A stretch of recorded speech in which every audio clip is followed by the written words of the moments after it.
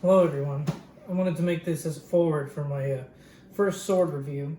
I thought I'd go easy with a cheaper sword that quite honestly was meant to be a wall hanger, but we'll see how much that holds up. I think it can be functional. So my review process, I'll be refining it as I do more reviews for you guys. But generally I'll start off with panning over the blade in and out of its scabbard while I read to you from my journal, which I've written something about the sword in here. And then we'll go on to some guards, seeing how it transitions between different ones. We'll do some cut testing, some sharpness demonstrations, and then I'll give you my final thoughts on how I feel about it. Thanks for being here, and here it goes. This is the brass-hilted Type 10 arming sword by Lord of Battles. I obtained this sword about a year ago at the Gulf Coast Renaissance Fair. Its specifications are as follows. The blade is made of 1040 high carbon steel, which is an appropriate steel for a sword. It is hard enough to take an edge and hold it, and flexes and returns to true when striking a hard target. Albeit this is a lower quality steel, so it is softer than others in my collection, and dulls considerably faster. The hilt components are made of brass, and the grip is wood overwrapped with a plain leather stitching, and the scabbard is wood core with leather over top.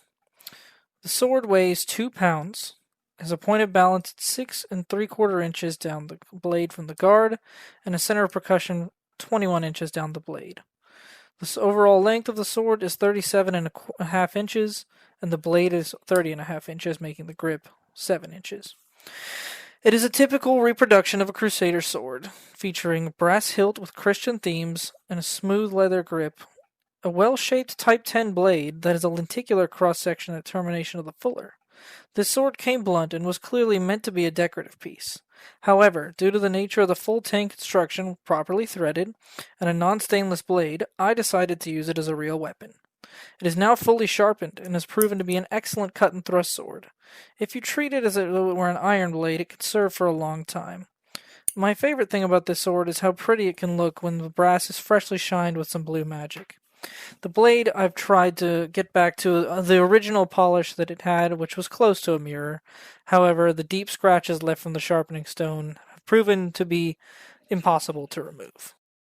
Here is a demonstration of the mobility of the sword as I transition it between multiple guards that I've learned from sources written by Meyer, Liechtenauer, and even modern professors of HEMA.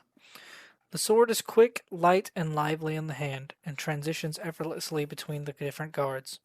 You get the feeling when wielding that it is a purpose cutter, though through my testing I have learned that it is also a good thruster. The grip length is long enough that it is appropriate to wield the sword in either one or two hands. It is comfortable in either configuration. As stated earlier in the review, this sword was sold blunt. However, I decided to use my sharpening stone set with some water and some elbow grease to bring it to a nice convex grind on either edge.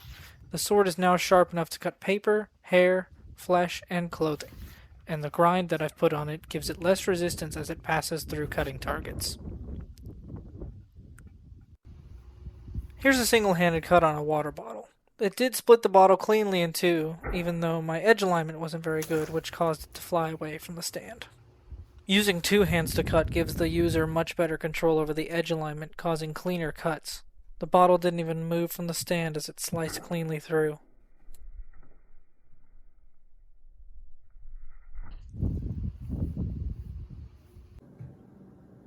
I believe that this sword has proven itself to be of good quality and be a battle-ready weapon and used for many different situations, as test cutting and in drills and wood chopping. Even a few times I've done that.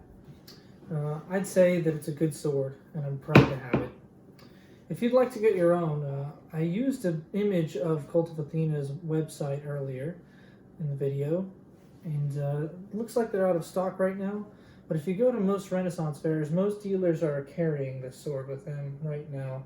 It's been in production for a few years as far as I understand, and there should be no shortage of them. So anyways, I think that's enough for the review. I've talked enough about it, and if you guys liked the video, leave a comment, tell me what you think, And if you'd like a guide on sharpening, I can also do one of those if anyone needs. Thanks for watching, and welcome to the channel.